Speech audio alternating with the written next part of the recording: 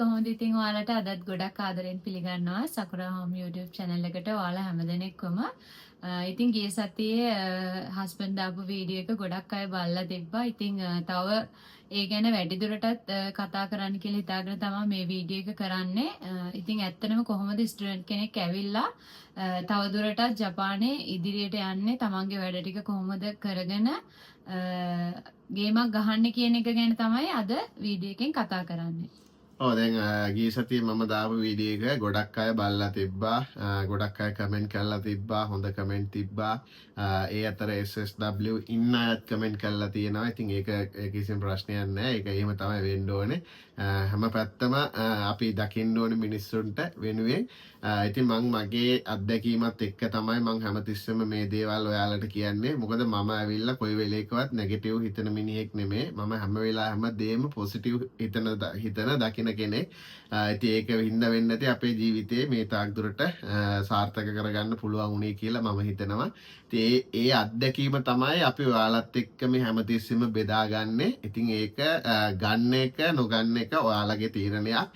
අපිට පුළුවන් ඔයාලට කියලා දෙන්න විතරයි. ඔයාලා තමයි එතනින් එහාට ජීවිතේ කොහොමද කරන්න ඕනේ කියන එක ඔළුවට දාගෙන තමන් කරගන්න ඕනේ.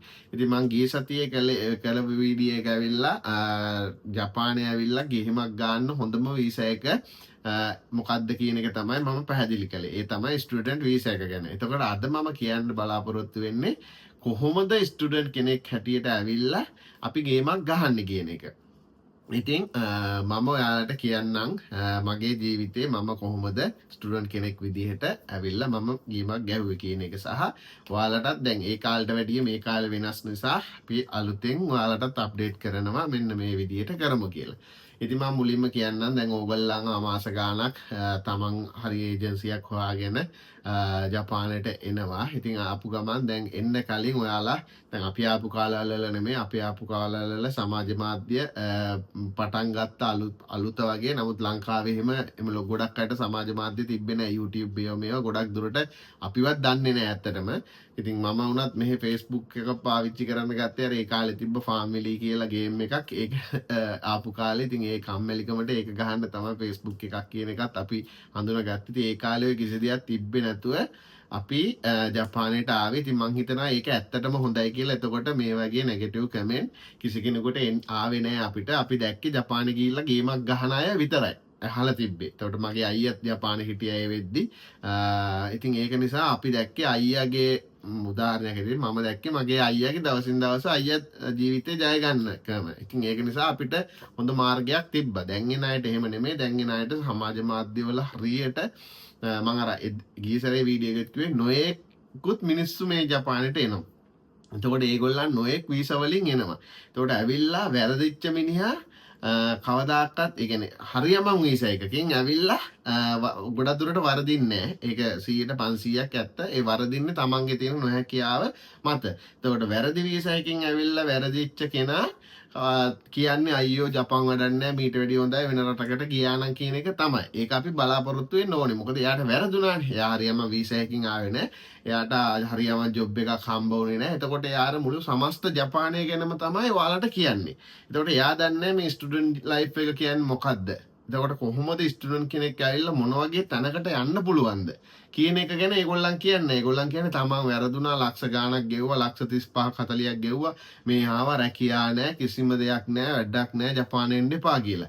ඉතින් ඒක නිසා ඒ වගේ මිනිස්සු තමයි දැන් ගොඩාක් ඉන්නේ. සහ ස්ටුඩන්ට් උනත් ඇවිල්ලා පිස්සු නටලා විනෝද විතරයි තමන්ගේ ස්ටඩි ලයිෆ් එකක් ගැන හිතන්නේ, තමන්ගේ ඉදිරි අනාගතයක් ගැන හිතන්නේ. යාළුවෝ එක්ක කකා බිබි විනෝද වෙලා විනාශ වෙච්ච අය කමෙන්ට් කරනවා මම දැකලා තියෙනවා ඕන තරම්. ඉතින් ඒකයි මම හැමතිස්සෙම කියන්නේ කිසිම දෙයක් අහන්න එපා. මොකද ඒ ඉන්න අයට වැඩිය ඔයාලට යමක් කරන්න පුළුවන්. මොකද අපි හැමතිස්සෙම හිතන්න ඕනේ අරයා වගේ වෙන්න නෙමෙයි. ඔයාට ඔයා වගේ වෙන්න. එතකොට ඔයාට පුළුවන් අරයට බැරි වෙච්ච දේ ඔයාට කරන්න. ඒක ඇවිල්ලා අපි හැම මිනිහටම හැමදේම කරන්න බෑ. නමුත් එයාට බැරි දේ මට පුළුවන්. මට බැරි දේ තව දෙනෙකුට පුළුවන්. අන්න ඒ විදිහට හිතන්න. එතකොට ස්ටුඩන්ට් කෙනෙක් ඇවිල්ලා දැන් ඔයාලා මුලින්ම එනවා. මම මේ හැමතිස්සෙම මේක කියන දේ ඔයගොල්ලෝ හොඳට මොලෙන් අහන්න. කියන්නේ මොලෙන් කල්පනා කරන්න මොකද්ද මේ කියන්නේ කියන්නේ. ස්ටුඩන්ට් කෙනෙක් ඇවිල්ලා උදාහරණයක් ඇරෙන්න මම ඇත්තටම කිව්වා මම ලංකාවේ එහෙම ලොකුට බස් වල ගියායේ නෙමෙයි. ඒතකොට මට තිබ්බා ගෙදර වාහන තිබ්බා, බයිසිකල් තිබ්බා. ඒතකොට මම ඇත්තටම ගියේ බයිසිකල් වල තමයි මගේ ගමන තිබ්බේ බයිසිකලේ හෝ වාහනේ. එතකොට මම ජපානයේ ඇවිල්ලා මම මෙහි ආවිල්ලා ආපු ගමන් මම බයිසිකල් පදින්න, මෝටර්සයිකල් පදින්න, කාර් පදින්න මම ගියේ නැහැ. මොකද ලංකාවේ මට තිබ්බා මට මෙහි ඇවිල්ලා නැහැ. මම මෙතන ඉඳන් බින්දුවේ ඉඳන් පටන් ගන්න කෙනෙක්. ඒතකොට මට සතුට ආසාව තිබ්බා. ඇවිල්ලා මේ වාහන පදිනවා. එතකොට අපිට කලින් ආපු සෙම්පයිලා ඇවිල්ලා වාහනයක ඇවිල්ලා යනවා. අපි හිතනවා වාහනයක් තිබ්බම මේ කෝටිපතියෝ කියලා. එහෙමනේ ලයිෆ් එක අපි හිතන් එන්නේ. අන්න එතන තමයි ගොඩක් අයට වරදින්නේ. ඒක නිසා ආපු ගමන් තමන්ගේ ඉස්කෝලේට තමන්ට වැඩිය ඉහිලින් ආපු බැච් වල මේ සෙම්පයි ආයිලා අක්කලා ඕන කට්ටියක් එයි. එතකොට මේ රටේ තව ජීවත් වෙන්න අය ඔයාලට හම්බ වෙයි. එතකොට එයාලා ඇවිල්ලා ලොකු වාහනකින් වහේ එයාලා ඇවිල්ලා ලොකු හොඳ බ්‍රෑන්ඩඩ් සපත්තු දාගෙන ඇවිල්ලා ඔයාලා ළඟට එයි. හොඳ ඇඳුම් ඇඳගෙන ඇවිල්ලා ඔයාලා ළඟට එයි. හොඳ රත්තරන් මාලක බේස්ලට් දාගෙන ඔයාලා ළඟට එයි. එතකොට ඔයාලා කල්පනා කරන්න ඕනේ දැන් මෙයා එන කෝටිපතියෙක් කියලා හිතෙන්න පුළුවන්. නමුත් ඔයාලා කල්පනා කරන්න ඕනේ මේ ආපු ගමන් මෙතෙන්ට යන්න බෑ. අපි ස්ටෙප් බයි ස්ටෙප් තමයි මේ ගමන යන්න ඕනේ. මොකද අපිටත් ඒක ඇති වුණා නැත්තේ නේ ආපු ගමන් මම්බෝ අර වාහනේ කාවා මේ වාහනේ කාවා මේව දේවල් කරා මෙන්න මේ විදිහට සල්ලි වීදම් කළා. එතකොට අපි හිතුවා ඇත්තටම මේ මාර සල්ලිකාරය. මොකද අපේ ලංකාවේ ඉමේජ් එක තියෙන ජපානයේ ආපු ගමන් සල්ලිකාර වෙනවා කියන එකනේ. ඇත්තටම එහෙම දෙයක් නැහැ. ඉතින් ඒකට හොඳම උදාහරණය තමයි අපිට ඒ කාලේ ආපු අයට වැඩි අපි අද හොඳ තැනක ඉන්නවා.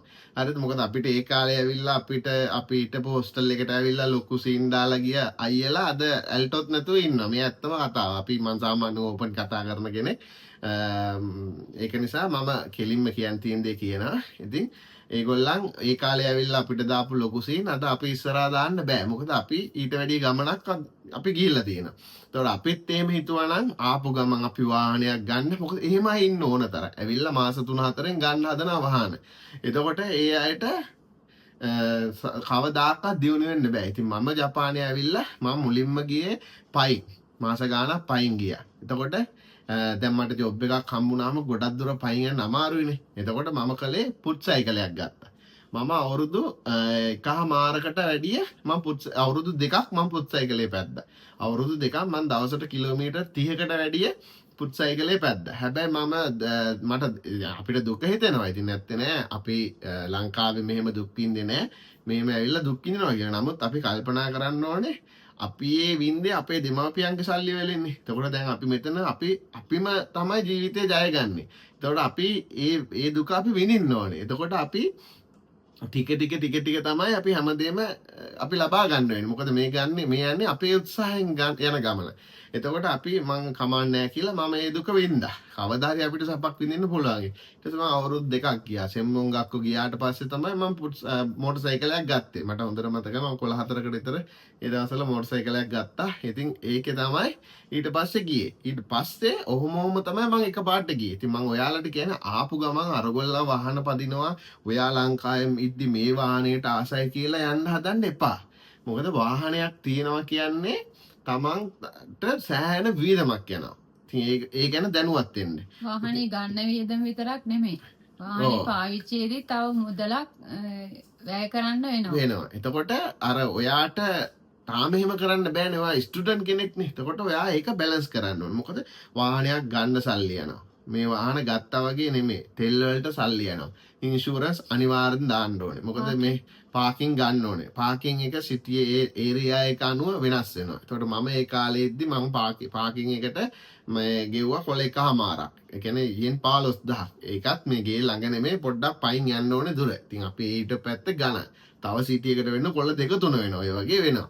එතකොට ටැක්ස් එක එනවා අවුරුද්දකට සැරයක් හැම වාහනයකටම ටැක්ස් එක එනවා.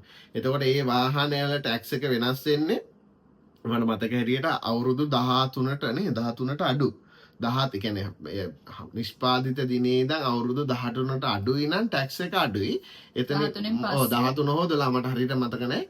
13න් පස්සේ පරණ වාහනයට ටැක්ස් එක වැඩි. ඉතින් උදාහරණයක් කියනවා නම් මුල් කාලේ අලුත් වාහනයක් අවුරුදු 13ට අඩු වාහනයක් නම් ඉතින් අපි අලුත් වාහනයක් කියලා සාමාන්‍යයෙන් කොළ 3මාරක් වගේ තමයි වෙන්නේ. ඒකත් අර එන්ජින් ධාරිතාවය අනුව වෙනස් වෙනවා. සාමාන්‍ය 1500 ඔය වගේ වාහනයක කොළ 3මාරක් විතරක් වෙන්නේ. ඊට පස්සේ අවුරුදු 13ට වැඩි නම් කොළ 4මාර 5 වගේ වෙනවා. ඉතින් ඒක අපරාධ වෙනවා. නම් ඊටත් වැඩි වෙනවා. ඒක නිසා ඒ වගේ තියෙනවා. ඊට පස්සේ ආයේ ශකෙන් දාන්න එතකොට අවුරුදු දෙකෙන් දෙකට මේ ශකෙන් දානවා කියලා තියෙනවා. මේ වාහනේ තත්ත්වය පරීක්ෂා කරන්න. ඒකට යනවා. ඒකට සාමාන්‍යයෙන් ඉතින් වාහනේ යනවා. ඉතින් මුදල යනවා අඩුම කොළ 7-8ක් 10 වගේ ඔය වගේ අනවස්ථාවක් තියෙනවා. එතකොට ඕවට අමතර වියදම්. එතකොට ඔයාලට ඒවට වියදම් කරන්න ඕනේ නැහැ. දැම්ම. ස්ටුඩන්ට් කෙනෙකුට එහෙම වියදම් කරන්න අමාරුයි. ඔව්. මොකද ඕගොල්ලෝ හැමතිස්සෙම හිතන්න ඕනේ ඕගොල්ලන්ට ජපානයේ ඇවිල්ලා ඕගොල්ලන් එන්නේ මේ ෆන් ගන්න නෙමෙයි. හරිද? ඕගොල්ලන් එන්නේ ජපානයට ඇවිල්ලා ජීවිතේ හදාගන්න. එතකොට අපි කට්ට කාලා තමයි ගමන යන්න ඕනේ. අඩියෙන් අඩිය ස්ටෙප් බයි ස්ටෙප් අපි යන්න ඕනේ. අතෝ එක පාට ගිය මිනිහෝ මගේ ජීවිතේ මේ අවුරුදු 16ක් මම දැන් ජපානේ. එතකොට මේ අවුරුදු 16ට මම මේ එක පාට නැගව මිනිස්සු මේ වැටිච්ච හැටි මම S2කට දැකලා තියෙනවා. ඒකයි මම මේ හැමතිස්සෙම ඔයාලට කියන්නේ. පොඩියෙන් පටන් අරන් ටික ටික යන්න තමන්ගේ ගමන. ඒ මිනිස්සුන්ට ගොඩක් දුර යන්න පුළුවන්. අර කතාවක් තියෙනවානේ. දැනගෙන ගියොත් කතරගම, නොදැනගෙන ගියොත් අතරමඟ කියලා. ඉතින් ඒ වගේ තමයි. ඕන තරම් මිනිස්සු මේ එකපාර දිනු වෙන්න හදපු මිනිස්සු වැටිල්ල මිනිස්සු ඕන තරම් මම දැකලා තියෙනවා. අද ජපානෙත් නෑ මිනිස්සු. ඒක නිසා ඔයාලා හැමතිස්සෙම ස්ටුඩන්ට් ඇවිල්ලා හරියට ඉගෙනගෙන හොඳට ඉගෙන ගන්න. මුල් කාලේ තමයි ඉගෙන ගන්න පුළුවන් වෙන්නේ. ඊට පස්සේ බයිටෝ කරන්න. නිමාඩු දවසකට ඉඳලා හිටලා යාළුවෝ එක්ක සෙට්ලා විනෝද වෙන්න. නමුත් හැම සීමාවකට තමන් ආපු කාරණේ මූලිකව ඔළුවේ තියාගන්න. එතකොට තමන්ට පුළුවන් හරි ගමනක් යන්න. නැත්තම් යාළුවෝ සෙට් වෙලා හැමදාම ඩ්‍රින්ක් අරගෙන ඩ්‍රින්ක්ස් අරන් විනෝද වෙලා අරේ මේ ගිහිල්ලා මොකද ගක්සේ කෙනෙක් කියන්නේ ලොකුවට සල්ලි හම්බෙන්නේ නැහැ. නමුත් තමන් හරියට රැකියා කරගෙන ජොබ් දෙක තුන ගහනයි ඕන තරම් ඉන්නවා. ඉතින් ඇත්තම කතාව. ඒක තමන්ගේ මේවා එක. ඒක මම එපා කියන්නෙත් නෑ, හා කියන්නෙත් නෑ. මම ඒකට උත්තර දෙන්නේ නෑ. නමුත් ඕන තරම් මේ ජපානයේ හැමෝම ජොබ් දෙකක් කරනවා. හරිද? එතකොට ඒ කරලා ඒගොල්ලන් ස්කූල් ෆීසුත් ගෙවලා තමන්ගේ ලෝන් එකක් ගෙවලා. ඉතින් මම මේක කියන්නේ ගොඩක් අය අහනවනේ ඇවිල්ලා මට ස්ටුඩන්ට් එන්න විදියක් නෑ. මම දැක්ක කමෙන්ට් ලෝන් දාලා එන්නේ මේ කවුරුත් එක සැරේ ලක්ෂ 30 35 දීලා එන මිනිස්සු නෑ. හැමෝම එන්නේ ලෝන් එකක් දාලා එක්ක ගෙයක් විකුණලා එක්ක ඉඩමක් උගස් තියලා. ඔය වගේ තමයි එන්නේ. ඔය හැම කෙනාම හරියට තමන් හිටියොත් අවුරුදු 2 ස්කූල් යන කාලේ හරියට ගේම ගැහුවොත් ඕන තරම් අපි දන්න මිනිස්සු ඉන්නවා අවුරුදු 2 නිහොංගෝ ගක්කෝ කාලෙදී සීලම ලෝන් ඉවර කරලා ඉවරයි. හරිද? ඊට පස්සේ සෙම්මොන් ගක්කෝ දාද්දී නංගිලා මට මේ ළඟදිත් කතා කළා ළඟ කෙනෙක් අයියේ මම සෙම්මොන් ගක්කෝ යන්නේ මම ගෙයක් මොකද මම හදපු ගේ දැකලා ඒගොල්ලෝ ගොඩක් අය මට කතා කළා. ඒක නිසා ඒ අයියේ මං කොහොමද පටන් ගන්න ඕනේ කියන එක මම මෙහෙමයි මෙන්න මෙහෙම මං ආවෙත් මට ගෙයක් දොරක් හදාගන්න අයියා අපි ටිකක් දුප්පත් මිනිස්සු. ඒ නිසා මට කොහොමද මං මේ ස්ටෙප් එකට යන්නේ කියන එක. ඒ වගේ ගොඩක් අය අපෙන් අහන අය ඉන්න. ඉතින් අපි ඒගොල්ලන්ට උත්තර දෙනවා බොහොම හොඳයි නංගි. ඔයාගේ අදිෂ්ඨානය ওই විදිහට තියාගෙන ඔයා මෙන්න මේ විදිහට වැඩ කටයුතු ටික කරන්න. එතකොට ඔයාට මෙන්න මේ ගමනේ යන්න පුළුවන් කියන එක.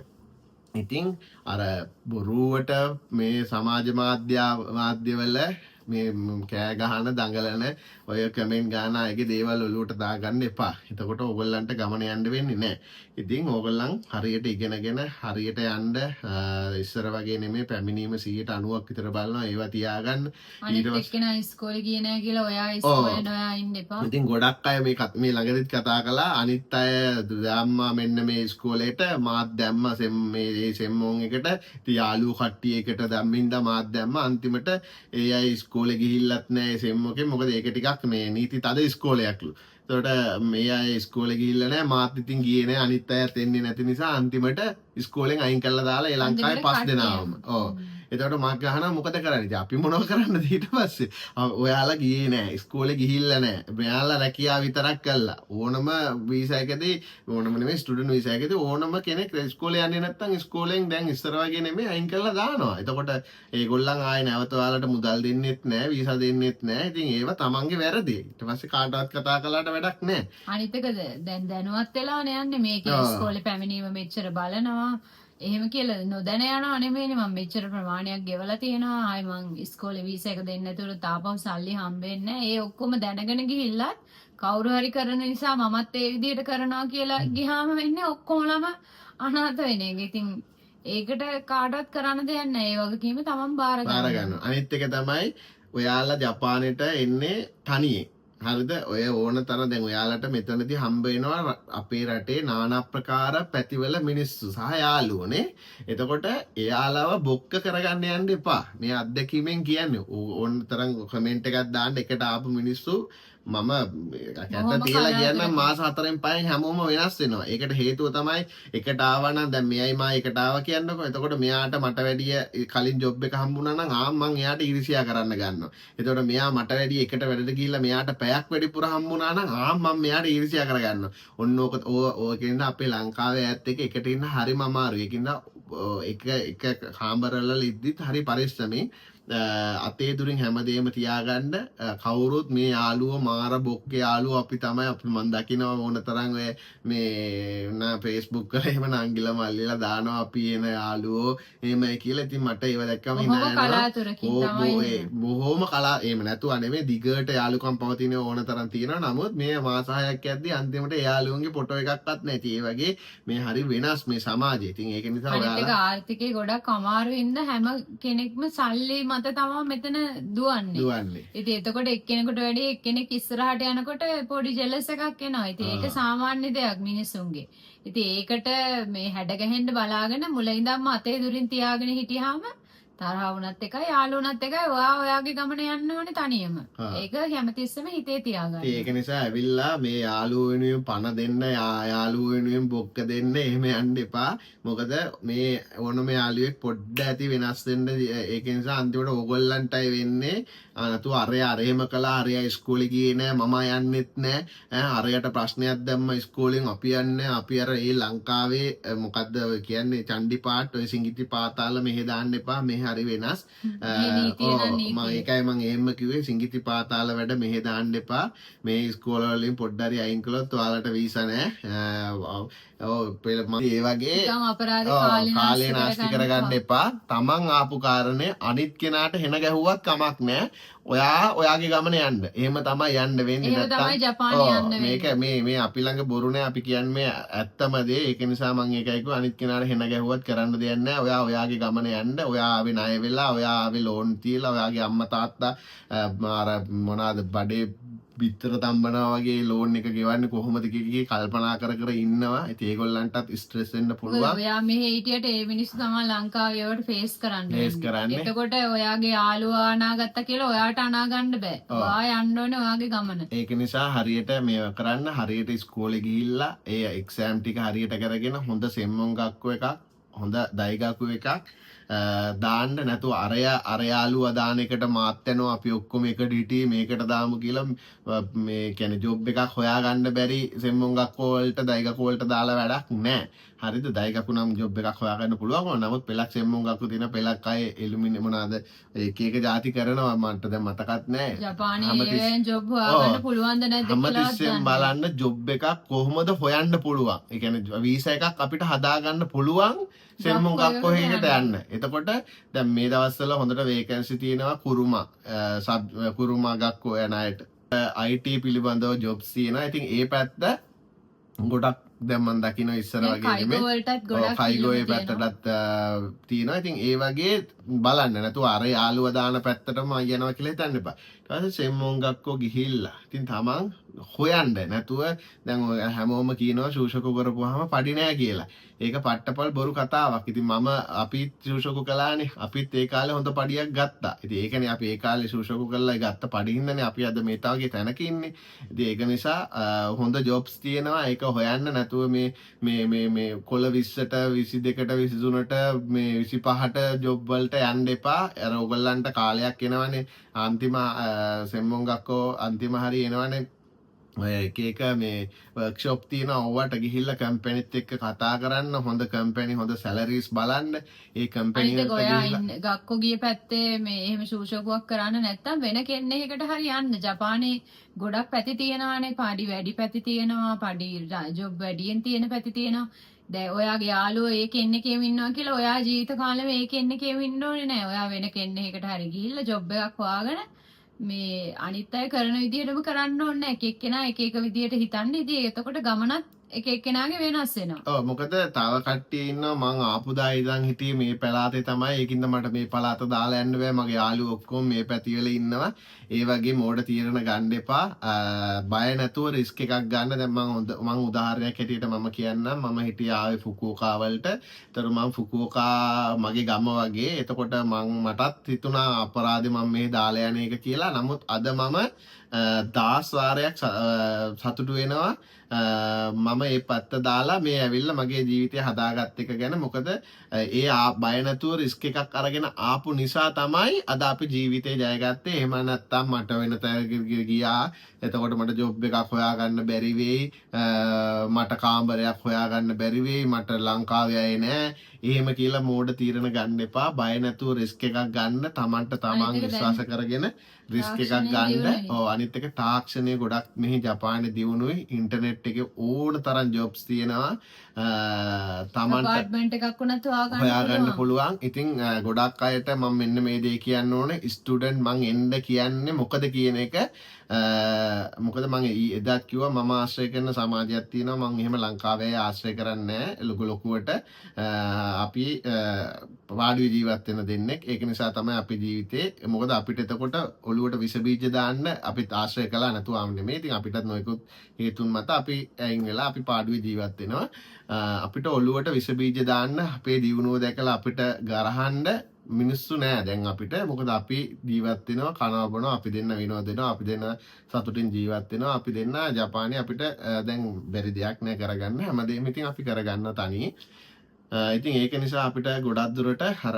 ලංකාවේ අයගෙන් අපිට ප්‍රෙෂර් එකක් එන්නේ නැහැ. ඉතින් ඒක නිසා තමයි අපි කියන්නේ රැල්ලට යන ප්‍රෙෂර් එක ගොඩක් අඩු වෙනවා. කියන්නේ අරය කරපු හින්දා අපිත් කරන්න ඕනේ කියන මානසිකත්වයෙන් මිදෙන්න පුළුවන්.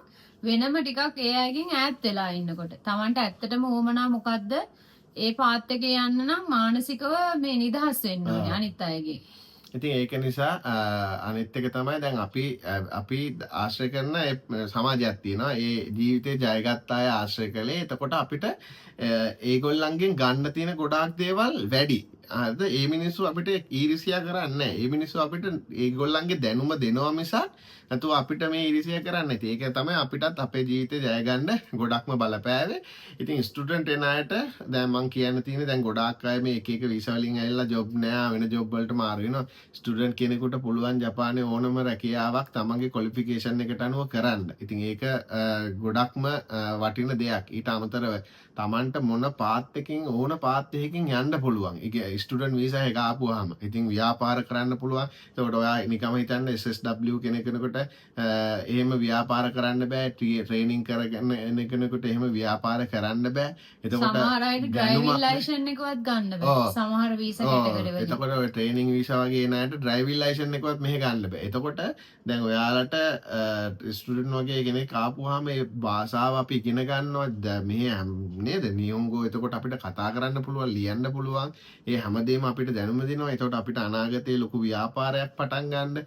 ඉතින් ඒ හැමදේම පුළුවන්. නැතුව මෙහෙ ඇවිල්ලා මේ SSW ඇවිල්ලා ඔයාලා ස්ටුඩන්ට් ඉද්දි අපි හම්බ කරනවා කියන එක නෙමෙයි මම මේ කියන්නේ. අනිත් එක ටිකක් කල් යනකොට ඔයාටම තේරෙන්න ගන්නවා ලැන්ග්වේජ් එක නැතුව මුකුත්ම කරන්න බෑ කියලා. මොකද ඔයා අවුරුදු 5ක් ඉන්නවා නම් අවුරුදු 5ම අතින් පයින් කතා කරන්නද? එහෙම බෑනේ. ඔයා ඉදිරියට යනකොට ජපානය ගැන අත්දැකීමක් තියෙන්න ඕනේ. ජපානය කොයි වගේද? ලැන්ග්වේජ් එක කොහොමද? ඔයාට ගෙදරට එන ලියුමක්වත් අඩුම තරමේ කියව ගන්නවත් බැරි නම් කාත් එක්කවත් කමියුනිකේට් කරන්නත් බැරි නම් SSW ඇවිල්ලා මේ මොන වීසාවකින් ආවත් ඉස්සරහට යන්න බෑ. තැනකදී හිර වෙනවා. ඉතින් ඒක නිසා අපි ආශ්‍රය කරන සමාජයේ ගොඩාක් මිනිස්සු ජපානයේ ජප්පන්ටත් වැඩි ඉහළට ඉන්නවා. ඒ හැම මිනිහෙක්ම ඉන්නේ ඔය එක එක වීසා වලින් ඇවිල්ලා නෙමෙයි, ස්ටුඩන්ට් ඇවිල්ලා මුල ඉඳන් පටන් අරගෙන සෑහෙන දුරක ඉන්නවා. ඒක මම දකින්නේ ජප්පන්ටවත් ඒ තැනකට යන්න බෑ. ඉතින් ඒකයි මම හැමතිස්සෙම කියන්නේ ස්ටුඩන්ට් එන්න පොඩි කාලයයි කට්ට කන්න තියෙන. ඊට පස්සේ ඔයාලට ලොකු ගමනක් යන්න පුළුවන්. තමන් කැමති ඕනම පැත්තකින් යන්න පුළුවන්. ඉතින් ඒක නිසා අන්න ඒක තමයි මූලිකම දේ. නැතුව ඔයා ඇවිල්ලා දැන් SSW වගේ විසයෙන් ආවොත් ඔයා ඇවිල්ලා මේ කම්පැනි නා මේ කම්පැනිම වැඩ කරන්න ඕනේ මේ දේවල්. එතකොට ඔයාට සෙට් නැත්තම් වෙන ඒවා හොයාගන්න අමාරුයි. ඉතින් ස්ටුඩන්ට් කියන්නේ එහෙම නෙමෙයි. ඔයාකට ඉගෙන ගන්න තමන් කැමති පැත්තේ ඉගෙන ගත්තා. ඒ පැත්තේ යන්න පුළුවන්. ඉතින් එතන ජොබ් එක හරිය නැත්නම් අපිට තව වෙන කම්පැනි එකකට ඇප්ලයි කරන්න පුළුවන්. ඉතින් ඒ වගේ ක්වොලිෆිකේෂන් හදාගත්තට පස්සේ ජපානයේ කම්පැනි එකට මේවා කරගන්න පුළුවන්. ඊට පස්සේ PR එකක් ගත්තාම Tamanට ඕන නම් ඒ කම්පැනි නෑ Taman ඉහළ කම්පැනි එකට ඇප්ලයි කරන්න පුළුවන්. එතකොට ඒ වගේ ෆැසිලිටිස් තියෙනවා. මොකද ලොකු කම්පැනි වලට ඇප්ලයි කරන්න හොඳ ක්වොලිෆිකේෂන් තියෙන්න ඕනේ. එතකොට SSW ඇවිල්ලා දැන් ඔය කියනවා SSW2 ගත්ත පාස් වුණාම PR ගන්න පුළුවන් කියලා. නමුත් තාම මේ පටන් ගැම්මනේ. ඉතින් ඕවා ලේසියෙන් මම කොහොමත් මම අනුමත කරන්නේ නැහැ ඔය එක එක වීසා වලින්. මගේ මතය කැමති කෙනෙක් ගන්න, අකමැති කෙනෙක් නිකා ඉන්න. බොරුවට අනිත් එක අහන්න දැයි කීසරේත් මේ එකේ දාලා තිනවා මම මෙච්චර ස්ටුඩන්ට් වීසා එකකින් එන්න ගේමක් ගහන්න පුළුවන් කියද්දි හැමෝම අහනවා වර්කින් ආවොත් මොකද ස්ටුඩන්ට් SSW ආවොත් ගේමක් ගහන්න බැරිද? ඒක තමයි දෙයිනේ මම ඕගොල්ලන්ට කට ගෙවනකම් කියන්නේ. බලන්න ඒ වගේ මෝඩ කමෙන්ට් දාන්න එපා. ඉතින් ඒ වගේ මෝඩ අය ඇත්තටම එන්නත් එපා ජපානයේ. ඇත්තටම ඒ වගේ දෙයක්වත් තේරුම් ගන්න බැරි නම් ඉතින් ඒ වගේ අයත් හිටියා. ඉතින් එක එක්කෙනා එක එක විදි. නමුත් මං කියන්නේ ඒ වගේ ඒවා තේරුම් ගන්න බැරි නම් ඇත්තටම ජපානයේ ඇවිල්ලා ඔයාලට ගොඩක් අමාරු වෙනවා ජීවත් වෙන්න. ඉතින් ඇවිල්ලා තමන් හරියට ලස්සනට හරි මුලින් ගේමක් ගැහුවොත් ඉතා හොඳ ගමනක් යන්න පුළුවන්. අනාගතයේ ලොකු ව්‍යාපාරිකයෙක් වෙන්න පුළුවන්. අද ජපානයේ ඉන්න ලොකු ව්‍යාපාරිකයෝ ඒ වගේ වෙන්න පුළුවන්. එතකොට තමන් කැමති සබ්ජෙක්ට් එක ඉගෙනගෙන ඒ සයිඩ් එකෙන් යන්න පුළුවන්. එතකොට තමන්ගේ අනාගතයේ තමන්ගේ දරුවන්ට නේද? තමන්ගේ ඉපදෙන දරුවන්ට පවා හොඳ අනාගතයක් හැදෙනවා. ඒගොල්ලන්ට එක්කෙනෙක්ගේ මහන්සියෙන් මුළු පවුලම ගොඩ යන්න පුළුවන්. දැන් උදාහරණයක් හැටියට අපි කියමුකෝ දැන් අපි අපේ ජීවිතේ සාර්ථක කරගත්තා. ඉතින් අපි හැම කෝටිපති පවුල් වෙලා නෙමෙයි. අපි මධ්‍යම පාන්තික මිනිස්සු. නමුත් අද අපේ ඊළඟට එන දරුවන්ට අපි ලොකු අනාගතයක් අපි හදලා තියෙනවා. ඒ හැමදේම අපි ඒගොල්ලන්ට අපිට වගේ මහන්සි වෙන්න ඕනේ නැහැ. මහන්සි වෙන්න ඕනේ නැහැ. එතකොට ඒක නිසා අපි හැමදේම කළේ ස්ටුඩන්ට් වීසා එකකින් ඇවිල්ලා. ඒකයි මම මේ වෙලාවෙම කියන්නේ. ඉතින් නොයෙකුත් දේවල් ඔයාලගේ ඔළුවට වැටෙන්න පුළුවන්, දකින්න පුළුවන්. ඒව නෙමේ ඔයාලා හැමතිස්සෙම හිතන්න මට පුළුවන් මම මේ දේ කරනවා කියන මතේ ඉන්න. ඔය ඕනවට වැඩි ජපන් එනවා කියලා ජපන් වීඩියෝස් මේ කියන කෙනා අහන්න එපා. එතකොට ඔළුව ආච්චාරුවක් එනවා. එතකොට ඔයගොල්ලන්ට මොකද්ද කරන්න කියන එක හිතා ගන්න බැරි වෙනවා. මම මේ කියන්නේ මම ගේමක් ගහපු කෙනෙක් හැටියට ඕනම කෙනෙකුට මගේ බලන්න පුළුවන් අපේ Facebook, අපේ YouTube. අපි මේ කයිය විතරද අපේ වැඩ නැද්ද කියලා නෑ. අපි වැඩ පෙන්නලා. ඒක අපි ස්ටුඩන්ට් ගෙන්නන්නෙත් නෑ. අපි ඒජන්සි කරන අයත් නෙමෙයි.